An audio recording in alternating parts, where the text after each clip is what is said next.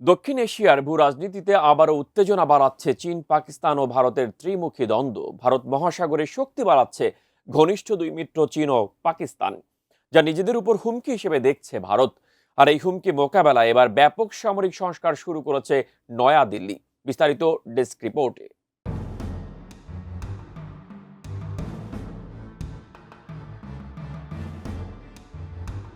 চীন ও পাকিস্তানের সাথে দ্বিমুখী চ্যালেঞ্জ বা টু ফ্রন্ট ওয়ার মোকাবেলায় কৌশলগত পদক্ষেপ হিসেবে ভারত তার সামরিক ব্যবস্থায় ব্যাপক সংস্কার আনছে। মূলত স্থল, নৌ ও বিমান বাহিনীর মধ্যে সমন্বয় বাড়ানোর জন্য যুগোপযোগী এই পদক্ষেপ নিয়েছে নয়াদিল্লি।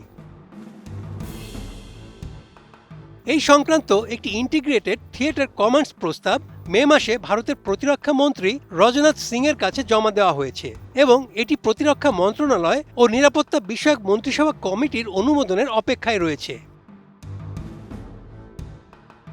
এই সংস্কারের উদ্দেশ্য হল ভারতের সেনা, নৌ ও বিমান বাহিনীর কমান্ডগুলোকে প্রতিস্থাপন করে ভৌগোলিক অবস্থান এবং কৌশলগত হুমকির উপর ভিত্তি করে যৌথ কমান্ড গঠন করা। ইউনাইটেড সার্ভিস ইনস্টিটিউশন অফ ইন্ডিয়ার গবেষক গৌরব কুমার বলেন, অপারেশন সিন্দুর চলাকালীন ইসলামাবাদ ও বেইজিংয়ের মধ্যে দৃশ্যমান সমন্বয় এই পরিকল্পনার পেছনে নতুন গতি সঞ্চার করেছে। প্রস্তাবে বলা হয়েছে, চীনের উপর নজরদারি করা নর্দার্ন থিয়েটার কমান্ডের সদর দপ্তর হবে লখনৌয়ে। অন্যদিকে পাকিস্তানের দায়িত্বে থাকা একটি ওয়েস্টার্ন থিয়েটার কমান্ড জয়পুর থেকে পরিচালিত হবে। তিরুবনন্তপুরমে অবস্থিত একটি মেরিটাইম থিয়েটার কমান্ড ভারত মহাসাগরীয় অঞ্চল জুড়ে ভারতের স্বার্থ তদারকি করবে। নতুন বাংলাদেশ গড়তে এলো জুলফিকার স্টিল। জুলফিকার স্টিল।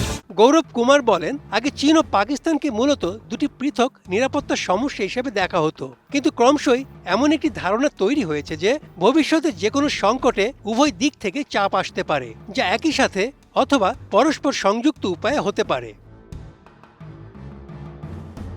কুমার আরও বলেন, চীনকে এখন আর শুধুমাত্র হিমালয় সীমান্ত বিরোধের দৃষ্টিকোণ থেকে দেখা হয় না। ভারত মহাসাগরে তাদের নৌ উপস্থিতি ক্রমাগত বৃদ্ধি পেয়েছে। এটি ভারতীয় পরিকল্পনাকারীদের সামুদ্রিক এলাকা এবং বৃহত্তর ইন্দো প্যাসিফিক সম্পর্কে আরও গুরুত্ব সহকারে ভাবতে বাধ্য করেছে। এদিকে থিয়েটার কমান্ড সংস্কারের পাশাপাশি ভারত একটি ত্রিবাহিনী যৌথ অভিযান নিয়ন্ত্রণ কেন্দ্র প্রতিষ্ঠারও কাজ এগিয়ে নিচ্ছে, যাতে গোয়েন্দা তথ্য বিনিময়, ড্রোন পরিচালনা এবং তাৎক্ষণিক যুদ্ধক্ষেত্র সচেতনতা উন্নত করা যায়। তবে এই সংস্কার নিয়ে ভারতের সামরিক বাহিনীতে বিতর্ক অব্যাহত রয়েছে। গৌরব কুমার বলেছেন, ভারতীয় বিমান বাহিনী উদ্বিগ্ন যে থিয়েটার কমান্ডগুলো বিমান শক্তির নমনীয়তাকে সীমিত করতে পারে, বিশেষ করে যদি ভারত একই সঙ্গে চীন ও পাকিস্তান উভয়ের কাছ থেকে চ্যালেঞ্জের মুখোমুখি হয়। Desk report, ATN news.